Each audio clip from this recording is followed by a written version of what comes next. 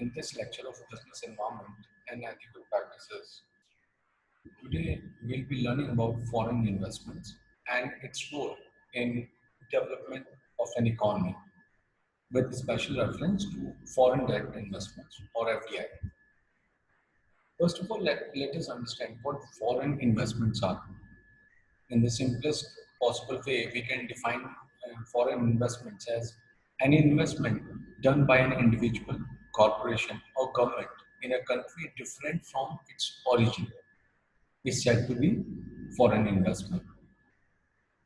So, if somebody from India, if a company from India is investing in a company in US or a Japanese company is investing in India, this kind of investments will be called foreign investments. What are the various types? Before we go to the types, first of all, let us understand why these foreign investments are done. Although we'll be taking a slide as well, but just to give it a view, foreign investments are very important for any economy to grow. In fact, all the developed nations or developing countries today have been able uh, to reach the level they are at today with the help of foreign investments only. Because a country cannot be 100% independent or self-sustained. Either way, either it will be buying products from outside or it will have to invite investors from the foreign countries to invest in the country. So in any case, 100% independence is next to impossible. So foreign investments are very mandatory, and we'll be going to the to discuss the advantages or the requirements or the significance of the foreign investment in the following slides. Before that, let's talk about what are the various types of foreign investments. First one are commercial loans.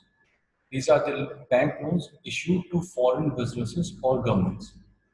So this kind of an investment will be called foreign investment. Second is official flows, which refers to the forms of development assistance that developed nations give to developing or underdeveloped countries, or given by a developing nation to a underdeveloped country. These kind of investments are also foreign investments. Although the prime objective here is to help the developing or the underdeveloped nation to come up so that they can bring their economy to the next level. Then one of the most important element and constituent of foreign investment, FDI, foreign direct investment. FDI is an investment in the form of controlling ownership in a business in one country by the entity based in another country. And we'll be talking about various kinds of FDIs also in the following slides. And last but not least, foreign portfolio investment, a category of investment instruments that is more easily traded, may be less permanent, and do not represent a controlling stake in an enterprise. These includes investments via equity instruments, stocks or debt, bonds of a foreign enterprise which does not necessarily represent a long-term interest. So the main defining factor of FDI is here the prime objective is to earn money rather than to secure ownership. We'll be talking about these two things like FDI and FPI in detail in the coming slides. Let's first of all understand why do companies invest overseas. The first reason could be to capture larger international market. Suppose a company A has its origin in India and it has tapped Indian market in a good way. Now it has surplus with it, or it has uh, marketing or production capacities which can be extended to foreign nations also. So why not capture that market? So the first and like prime objective could be to capture larger international market, like companies like PepsiCo, Apple. Most of their revenues come from outside the country of their origin, which is US. Then resource seeking. Companies tend to invest overseas when they want to capture or utilize some specific resource which they might not be having in their home country, or even if it is there, it is quite expensive. China has emerged as the world's factory, and a good part of manufacturing outsourcing is done to China. And not only China, to India as well, because labor is quite cheaper as compared to Western countries or European nations. And on top of that, the technical abilities has also emerged in the recent past. Then third would be strategic asset seeking. A company which is into a particular business and which believes if it expands its operation outside the home country, can actually acquire or take over strategic assets, then it can also go for foreign investments. Companies like Adani Ports and Special Economic Zone says it is the biggest uh, company in India in terms of uh, an organization like running ports. And it is not confined to India only, because it knows there are n number of cities out there outside India which have ports, and it has expanded their operations to these countries because it believes and it can easily see that the kind of strategic assets it looks up to acquiring are present in these countries. Then another reason could be efficiency seeking. Like we can quote the example of Maruti Suzuki. Suzuki came to India and it knew that with a domestic player it can grow with leaps and bounds, and especially when a company is new to a host country, at times, and in most of the cases, it tends to look out for a local partner which knows the country in a good manner, which understands the market, the customers, and everything. So, in order to make its operations efficient, it can also go for foreign investments, and the company might look for any local player. And the last but not the least, to distribute risk associated with the business. Undoubtedly, it's a very important and reasonable element which drives a company to invest in foreign countries. So these are the few main reasons why companies invest overseas. Coming to foreign direct investments, we have also talked about commercial loans and official flows, but the major chunk of foreign investments come through foreign direct investments. So a foreign direct investment, in order to define, is an investment in the form of a controlling ownership in a business in one country by an entity based in another country. It does distinguish. It is thus distinguished from a portfolio investments mainly by a notion of direct control. So one of the main differentiator in FDI and FPI is the prime focus of FDI is to acquire ownership. In case of foreign private investments, foreign portfolio investments, FPI, the prime objective is to earn money, and here the investors does not intend to take the stake. Rather, they look at getting good return on their investments only. FDI can be defined into two categories. One is organic, another one is inorganic. Organic being when a company is extending its domestic business to the target country, to the host country. So the basic idea is, suppose company X is into automobile. So it is manufacturing automobile in the country of its origin, and then it can extend the same business to some other country as well. So the line of business remains the same. This kind of FDI is called organic FDI. In case of inorganic FDI, the company buys a stake, or it starts altogether a new company in the target country with a different line of business. We should always remember that FDI is not limited to investment of excess profits only. It could be financed through loans obtained in host countries, payments in exchange of equity. And it is a preferred method of foreign direct investments nowadays. Especially, you can take loan as a company, you can take loan, or you can call in venture capitalists to help you expand your business to other countries. And this kind of involvement of venture capitalists is very famously found, and it is widely found in case of these startups. FDI is one of the driving forces of globalization and its most prominent manifestation also. So, apart from global logistics, supply chains, products, and everything, the best manifestation of globalization can possibly be FDI. FDI takes place when three sets of determining factors exist simultaneously. Like these are the main conditions which calls for FDI.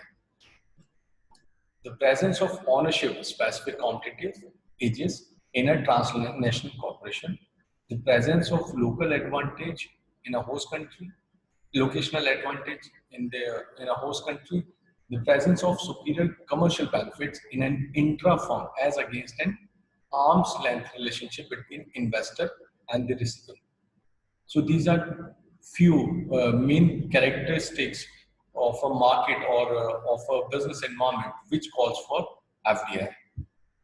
In the recent past, we have seen, especially in the recent past, we have seen not many companies going almost to every country on the globe just to acquire better market share, to encash its brand identity. And there are a number of companies nowadays like PepsiCo, Apple, uh, GM, Coke, Google, Microsoft. These countries, these companies have their presence in almost 200, around 200 countries all over the world. So, to make FDI happen, these three main conditions must be prevalent. Routes through which India gets FDI. First is automatic route. The known resident or the company does not require prior nod of the RBI or government of India for this kind of FDI. In this method or in this route of investment, the relaxations are given and government doesn't want the investing company or the entity to take prior permission from the government or the RBI. In this case, what happens? The company can invest directly and thereafter it can inform the concerned authority, which is RBI in our case. Second is government put. In this kind of investment, the government's approval is mandatory. The company is required to file an application through Foreign Investment Facilitation Portal, which facilitates single window clearance. The application is then forwarded to the respective ministry, which will approve or reject the application in consultation with the Department for Promotion of Industry and International Trade, DPIIT, Ministry of Commerce. DPIIT will issue this SOP for processing of applications under the existing FDI policy, and after this entire process only, the investor can invest. It is done to prevent foreign investors taking undue advantage. It is done at times to protect the local producers. It is also controlled to ensure national safety and security issues. Like recently, Chinese companies have been brought into this umbrella, and the government of India initiated with a policy wherein any investment coming from any country which shares border with India will have to take prior approval from the government.